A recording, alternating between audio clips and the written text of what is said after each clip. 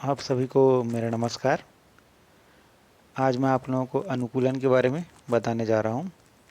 अनुकूलन अर्थात एडाप्टेशन अर्थात हमारे शरीर में होने वाले परिवर्तन।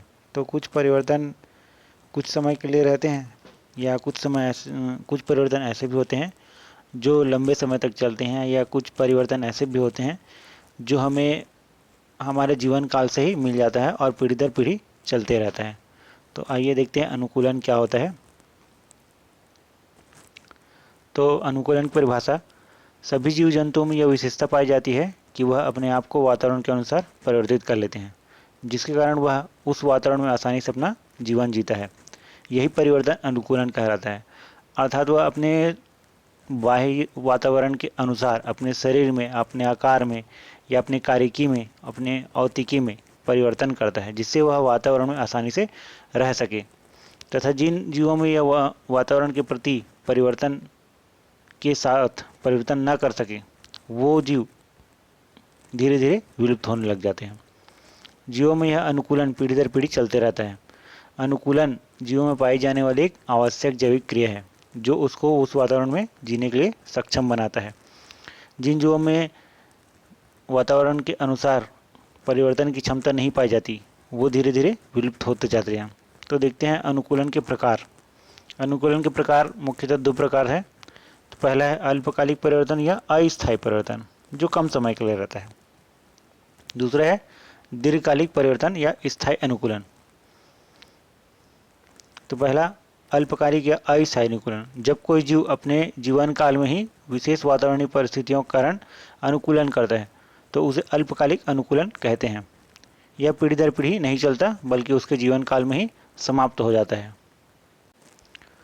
अस्थायी परिवर्तन जो सिर्फ उसके जीवन काल में ही होता है और किसी विशेष वातावरणीय प्रभाव के कारण जो परिवर्तन होता है, उसे हम लोग अल्पकालिक परिवर्तन कहते हैं। तो अल्पकालिक परिवर्तन में जो परिवर्तन है वो गुणसूत्र में नहीं जाता और वो पीढ़ी दर पीढ़ी भी नहीं जाता। वो कुछ समय के लिए उत्पन्न होता है तथा कुछ समय बाद वो अपने आप खत्म हो जाता है, नष्ट हो जाता है, या उसका परिवर्तन का औचित्य समाप्त हो जाता है।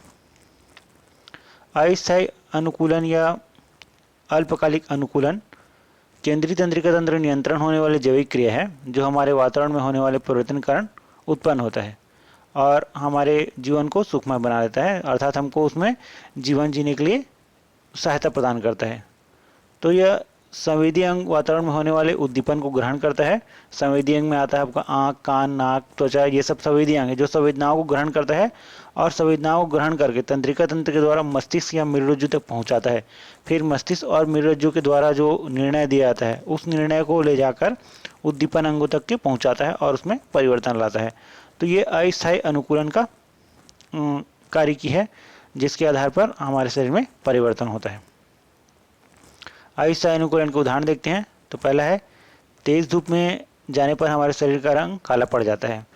जितना भाग पे कपड़े नहीं ढके होते हैं वो बाहरी भाग काला पड़ जाता है। इसका कारण है कि जो धूप से जो पराबैंगनी हानिकारक पराबैंगनी किरणें आती हैं वो हमारे ऊतक को नष्ट न कर सके, इसलिए वहाँ पर की त्वचा पर मिलेमिन वर्णक एकत्रित हो जाते हैं और मिलेमिन वर्णक हानिकारक किरणों को रोक लेती हैं, जिससे हमारे ऊतक नष्ट होने से बच जाते हैं तथा वह भाग अपने आप काला पड़ जाता है।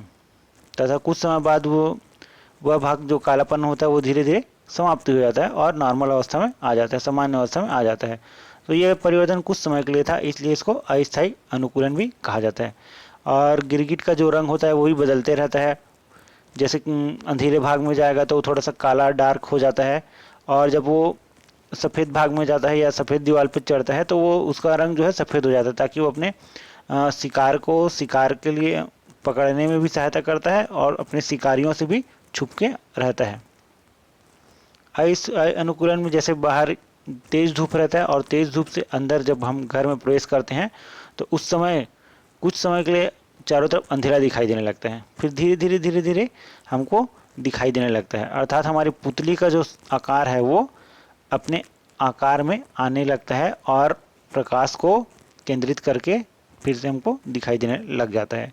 अर्थात हम जब तेज धूप में रहते हैं तो पुतली का साइज इस प्रकार से रहता है कि प्रकाश कम जाए, तो उसको एडजस्ट होने में टाइम लग जाता है, कुछ समय लगता है। जैसे हम घर के अंदर प्रवेश करते हैं तो वो अपने आप को एडजस्ट करता है, तो एडजस्ट करते तक के वो जो है अंधेरा दिखाई देता है। तो ये भी अस्थायी अनुकूलन में आता है। पौधे में होने वाली गतियाँ, पौधे में विभिन्न प्रकार की गतियाँ पाई जाती हैं, जैसे प्रकाशानुवर्तन गति, गुरुत्वानुवर्तन गति, जलानुवर्तन गति, तापानुवर्तन गति, स्पर्शानुवर्तन गति। तो ये प्रकाशानुवर्तन गति क्या होता है, जैसे हम किसी पौधे को अंधेरे में रखे हैं तो वो जो पौधे की जो गति है वो उस तरफ जाता है जिधर प्रकाश आए, तो उसको प्रकाशानुवर्तन गति कहते हैं। गुरुत्वानुवर्तन गति जो गुरुत्व की तरफ जाता है, मतलब जो जड़ें होती हैं वो हमेशा गुरुत्व की तरफ अर्थात जमीन की तरफ जाती हैं, तो उसको गुरुत्वानुवर्तन गति कहते हैं। ये सब अनुकूलन के अंतर्गत ही आता है। और स्पर्शानुवर्तन में आता है, जैसे आप लोगों ने छुई मुई का पौधा देखा होगा, जैसे ही छुई मुई को देखेंगे छुएंगे तो वो अपने पत्ती जो है सिकुड़ लेती हैं, तो स्पर्श के अनुसार वो उसमें गति होती है, तो स्पर्शानुवर्तन गति कहलाता है। वो भी अस्थायी अनुकूलन का अच्छा उदाहरण है। अगला है दीर्घकालिक या स्थायी अनुकूलन। जब किसी जीव की संपूर्ण जाति में कई पीढ़ियों के दौरान वातावरणीय या किसी दूसरे प्रभाव के कारण कोई स्थायी अनुकूलन पैदा हो जाता है तो उसे स्थायी अनुकूलन कहते हैं। जैसे पक्षियों की चोंच की बनावट अलग अलग होती है, हर पक्षी प्रजाति की जो चोंच की बनावट होती है वो अलग अलग प्रकार की होती है, ताकि उसको शिकार करने में या फिर उस वातावरण में रहने के लिए उसको सहायता करता है। दीर्घकालिक अनुकूलन दो भाग में बांटा जाता है। पहला है संरचनात्मक अनुकूलन, ये जीवों के विभिन्न अंगों में होने वाले अनुकूलन, जैसे जिराफ की गर्दन और पक्षियों के पंजे। संरचनात्मक अर्थात उसके बाहरी शरीर में होने वाला जो परिवर्तन होता है उसको हम लोग संरचनात्मक अनुकूलन में रखते हैं। जिराफ का जो गर्दन है वो बहुत ज़्यादा लंबा होता गया और उसके पैर भी बहुत ज़्यादा लंबे होते गए। इसको लैमार्कवाद ने अच्छे से समझाया है कि क्यों उसके पैरों और उसके गर्दन की लंबाई धीरे धीरे बढ़ती गई। पक्षियों के पंजे, जैसे बतख के जो पंजे होते हैं वो अलग पंजे होते हैं और जो सामान्य पक्षी होते हैं उसके पंजे अलग होते हैं, तो पक्षियों के पंजे में भी अनुकूलन पाया जाता है। बतख के पंजे इस प्रकार से बनाया गया है कि वो पानी में आसानी से तैर सके तथा वो शिकार कर सके और अपने लिए भोजन की व्यवस्था कर सके। क्रियात्मक अनुकूलन जीवों की कार्यकी में परिवर्तन, जैसे स्तनियों और पाचन तंत्र में परिवर्तन। तो क्रियात्मक अनुकूलन अर्थात शरीर के अंदर उसके कार्यकी में परिवर्तन हो जाता है, तो स्तनियों के पाचन तंत्र में इस प्रकार का परिवर्तन देखा गया, जो कि दीर्घकालिक परिवर्तन है और वह हमें विरासत में मिली है, अर्थात हमारे पूर्वज में किसी प्रकार का परिवर्तन हुआ रहा होगा और वो परिवर्तन हमारे गुणसूत्र में कोड होके हमको मिला है। वो दीर्घकालिक परिवर्तन उदाहरण देखते हैं। हमारे पैरों का एक तरफ नहीं मुड़ता है, जो हमारे पैर है वो सिर्फ एक ही तरफ मुड़ता है, जिसके कारण हम आसानी से खड़े रह पाते हैं। रेगिस्तान में उगने वाले पौधे की पत्तियां जो होती है कांटों में रूपांतरित हो जाती हैं, जिससे पानी की हानि को रोक लेते हैं, अर्थात वो वहाँ पर पानी की कमी होती है और वाष्पोत्सर्जन क्रिया द्वारा पानी ज़्यादा वेस्ट ना हो, नुकसान ना हो, इसलिए उनकी जो पत्तियाँ होती हैं कांटों में रूपांतरित हो जाती हैं। कंगारू का मोटा पूंछ पांचवें पैर की तरह काम करता है तथा उसको बैठने में तथा उसको बैलेंस बनाने में सहायता करता है। हमारा ये वीडियो अच्छा लगा हो तो प्लीज़ लाइक कीजिए, शेयर कीजिए और जिन्होंने हमारे चैनल को सब्सक्राइब नहीं किया है प्लीज़ सब्सक्राइब कीजिए। वीडियो देखने के लिए आप सभी का धन्यवाद।